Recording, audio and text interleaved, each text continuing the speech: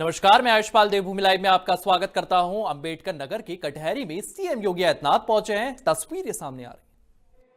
कपिल देव वर्मा जी, हमारे पूर्व विधायक गण श्री त्रिवेणी राम जी, श्रीमती अनिता कमल जी, श्रीमती संजू देवी जी, जयराम विमल जी, पूर्व प्रत्याशी शिवदेश द्विवेदी जी, जिला उपाध्यक्ष डॉक्टर राणा रणधीर सिंह जी, वरिष्ठ समाज सेवी श्री अजीत सिंह जी, ब्लॉक प्रमुख प्रतिनिधि राणा वीर सिंह बीरू जी, ब्लॉक प्रमुख कटहरी अनिल कुमार वर्मा जी, जिला अध्यक्ष सुबस्ता श्री जगलाल राजभर जी, जिला अध्यक्ष अपना दल श्री फूलचंद पटेल जी, भारतीय जनता पार्टी और एनडीए के हमारे सभी पदाधिकारीगण और जिन्हें आशीर्वाद देने के लिए आज यहां पर आप सब एकत्र हुए हैं।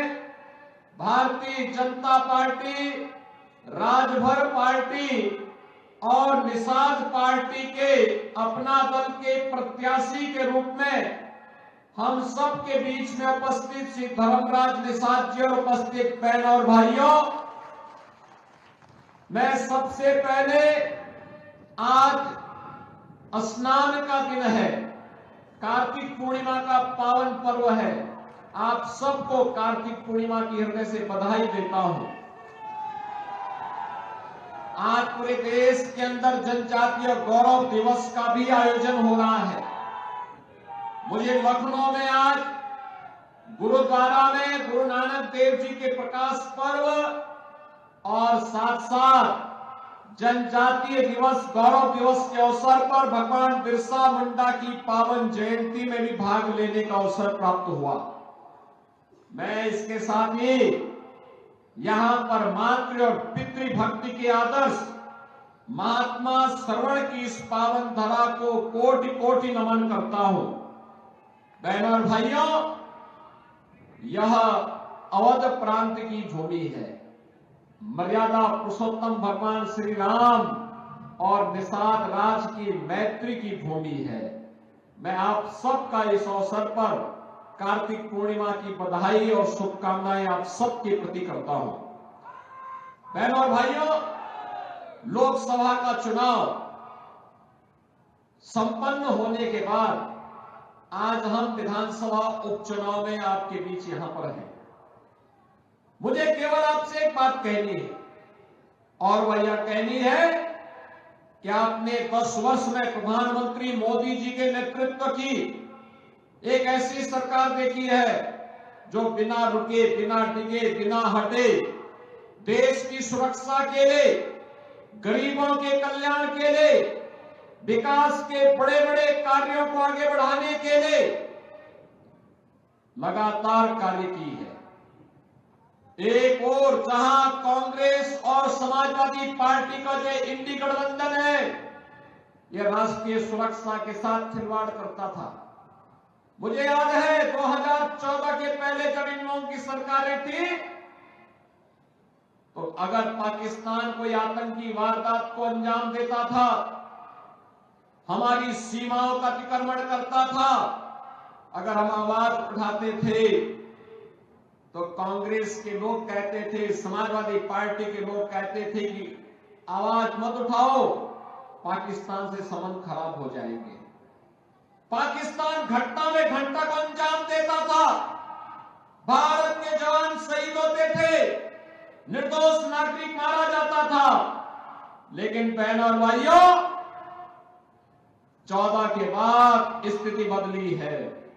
आज कोई भारत की सीमा का अतिक्रमण नहीं कर सकता और हर एक को मालूम है कि अगर सीमा का अतिक्रमण करेगा तो भारत फिर उसको बख्शेगा नहीं। ये नया भारत है, छेड़ता नहीं, कोई छेड़ता तो उसको छोड़ता भी नहीं है। बहनों और भाइयों, यही स्थिति देश के अंदर आतंकवाद की जड़धारा 370 को लेकर के थी। कश्मीर में कांग्रेस कहती है कि धारा 370 फिर से लाएंगे। बहनों और भाइयों, धारा 370 का मतलब आतंकवाद की पुनर्वापसी। यह देश अब आतंकवाद को बर्दाश्त नहीं करेगा, आतंकवाद का खात्मा करके रहेगा। देश के अंदर आतंकवाद, नक्सलवाद पूरी तरह समाप्त होगा। भारत को फिर से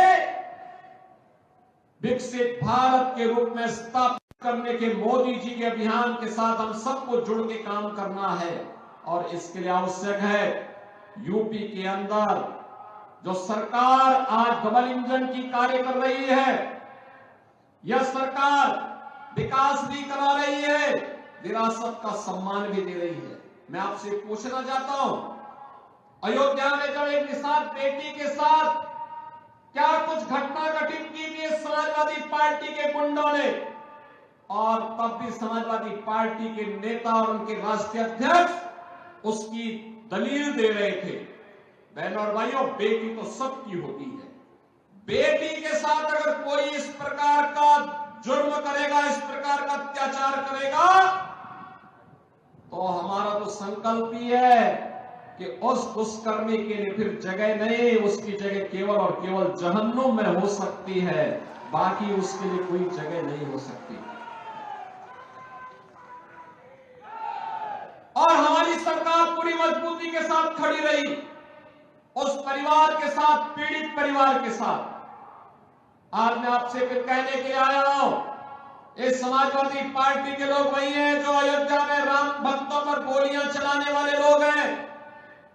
ये लोग कोई भी महाराज सुहेलदेव के स्मारक पे नहीं जाता था, क्योंकि इन्हें भय था कहीं मुस्लिम वोट बैंक खिसक न जाए। लेकिन भारतीय जनता पार्टी ने एनडीए में मिलकर के बहराइच में महाराज सुहेलदेव का भव्य स्मारक बनाया है। महाराज सुहेलदेव 1000 वर्ष पहले भारत के महान योद्धाओं में थे, और वही कार्य हमारी सरकार ने आज श्रृंगवेरपुर में किया है। भगवान राम और निषाद राज की मैत्री की बड़ी प्रतिमा, 56 फुट ऊंची प्रतिमा को स्थापित करने का काम किया है। बहनों और भाइयों, आज आप देख रहे होंगे विकास भी है, विरासत भी है। विकास के लिए बड़े बड़े कार्य, हाईवे बन रहे हैं, गांव गांव की कनेक्टिविटी बन रही है, मेडिकल कॉलेज बन रहे हैं, इंजीनियरिंग कॉलेज बन रहे हैं, आईआईटी, एम्स, रेलवे, एयरपोर्ट, ये सब का काम तो हो ही रहा है।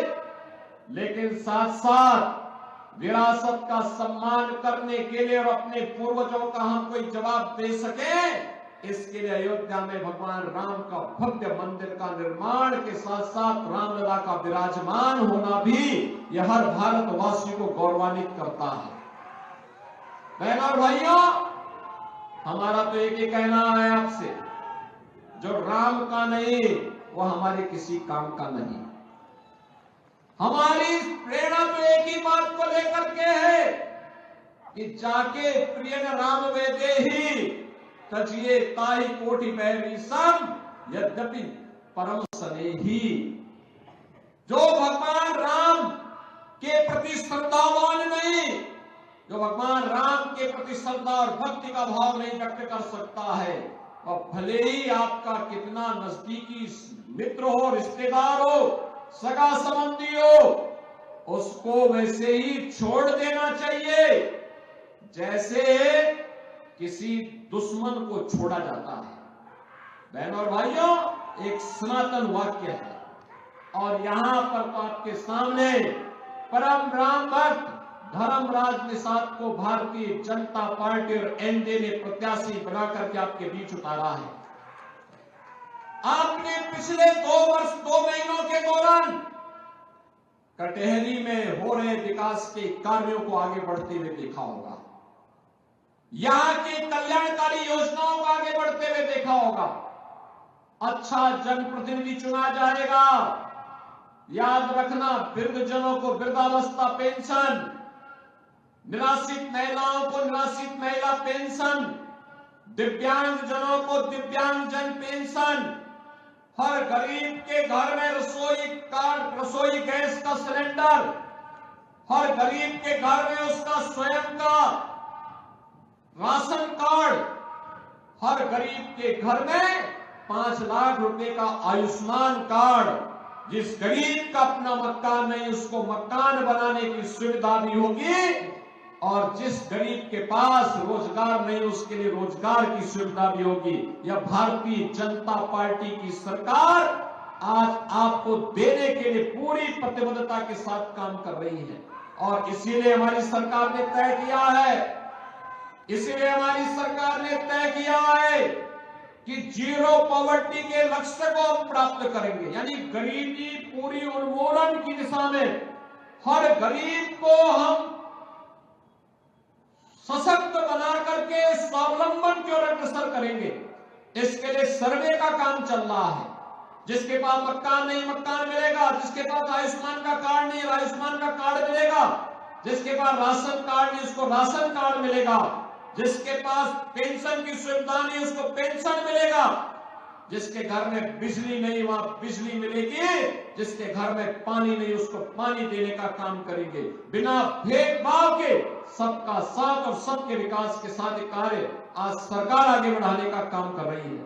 और इसीलिए आज मैं आपसे कहने के लिए आया हूं, इस समाजवादी पार्टी ये कांग्रेस के लोग गुमराह करने के लिए आएंगे, तमाम प्रकार की बातें करेंगे, लेकिन बहनों और भाइयों ये विरासत को अपमान करने वाले लोग हैं, ये प्रभु राम की परंपरा को अपमानित करने वाले लोग हैं, ये किसानों के साथ, युवाओं के साथ, नौजवानों के साथ अन्याय करने वाले लोग हैं, ये बेटी और व्यापारी की सुरक्षा में सेंध लगाने वाले लोग हैं। इनको अब आगे बढ़ने का अवसर कतई नहीं देना है, नहीं तो ये लोग फिर, इनकी विरासत क्या थी, इनकी विरासत अगर देखना हो तो खान मुबारक ही समाजवादी पार्टी की वास्तविक विरासत है। अतीक अहमद और मुख्तार अंसारी इनकी वास्तविक विरासत है।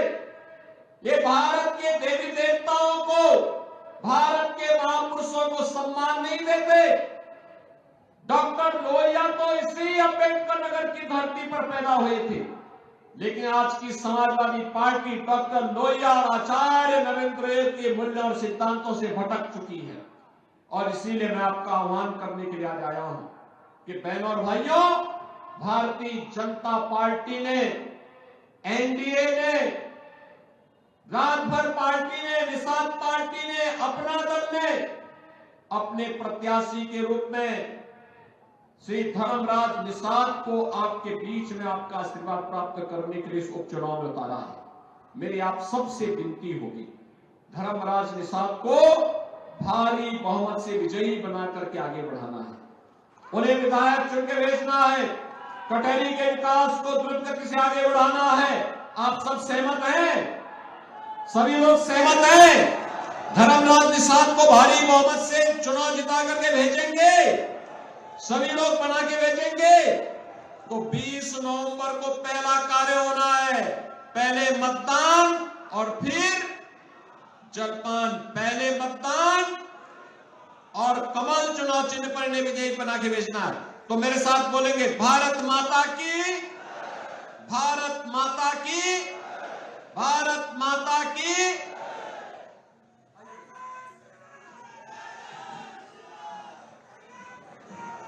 भारत माता की, भारत माता की।